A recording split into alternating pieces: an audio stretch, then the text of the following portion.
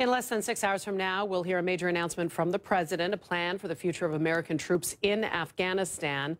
More than 2,300 soldiers have died in Operation Enduring Freedom over the past 16 years. More than 20,000 others have been injured. Early and unconfirmed reports say there could be thousands more troops sent overseas and changes to the use of airstrikes. I want to bring in Navy veteran Mick Todd, and let me brag on you for a little bit. Former Fleet Marine Force corpsman in the Navy, essentially a combat medic, served alongside the U.S. Marines in Afghanistan.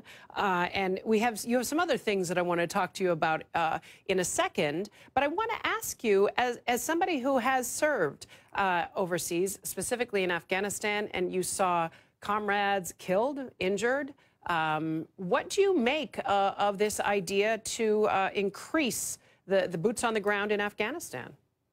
You know, as someone, I think service is the key word. As someone who has served, I certainly want the individuals fighting for our freedoms and our national security interests over there now to have the personnel, the resources and supplies that they need to be successful. And, you know, ultimately, like all of us, I want to see peace. I want to see peace in Afghanistan, and I want to see a nation that's not at war. But I also want you know, the administration protecting the people that we have in harm's way now and giving them the assets and resources they need to achieve our objectives.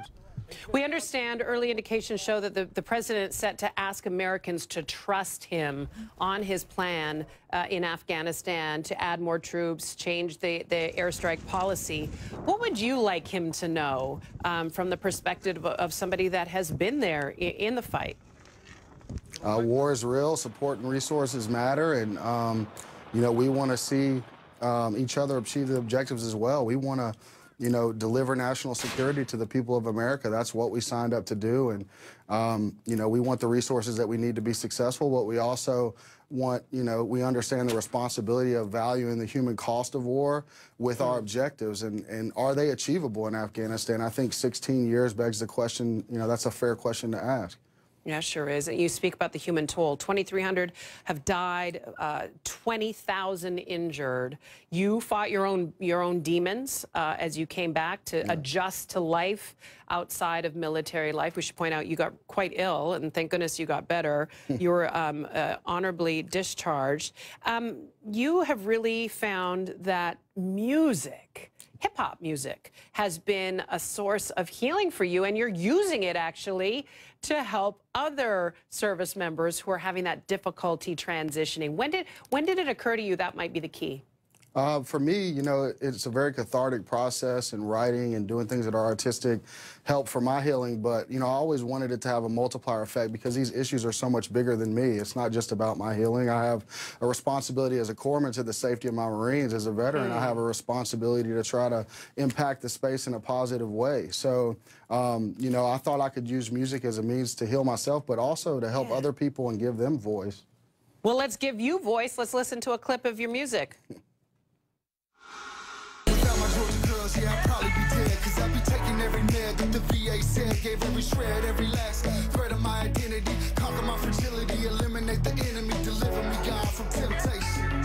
Tell me that this life is just a matrix, need a facelift, back to basics, vision LASIX, I only feel alive. I gotta tell you, Mick, I know one of the common narratives from returning veterans is, I am broken. And I know this is a narrative that has been all too common among our returning service members. They struggle with the idea that they're not whole coming back to their families, not whole coming back to their communities and their lives here. This music is resonating. Your album, Combat Medicine, is resonating among the military personnel.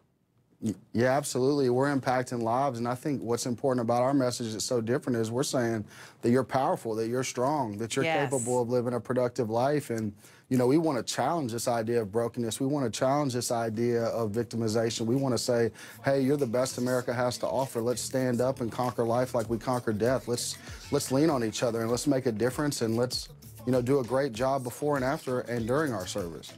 Let me ask you, because we know there's such a camaraderie when you're serving overseas. Why does it fall apart once you come home? Does it become more of an individual battle dealing with some of those demons and some of the memories of what you've seen in combat?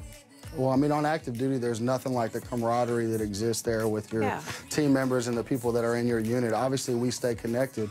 Unfortunately, a lot of that connection is through computer screens, and I talk about that in another song, is that we've never been more connected, but we're really just catching each other's highlight reels, and we need to get together and, reach out and touch somebody, and that's what we're trying to do now is not substitute, connection through social media for real personal interaction. So we're encouraging people to get together and talk about the things that they've been through and to have fellowship and enjoy each other's company because it matters. There is strength and power when we share our stories, no matter what the story is, but when we can share it with others. There's healing, there is enlightenment, to be sure. George Todd, a.k.a. Mick, you can check out Doc Todd's album, Combat Medicines, for sale now. Thank you so much for your time. Thank you for the work you're doing. Stay in touch with us, okay? Yes, ma'am. Thank you.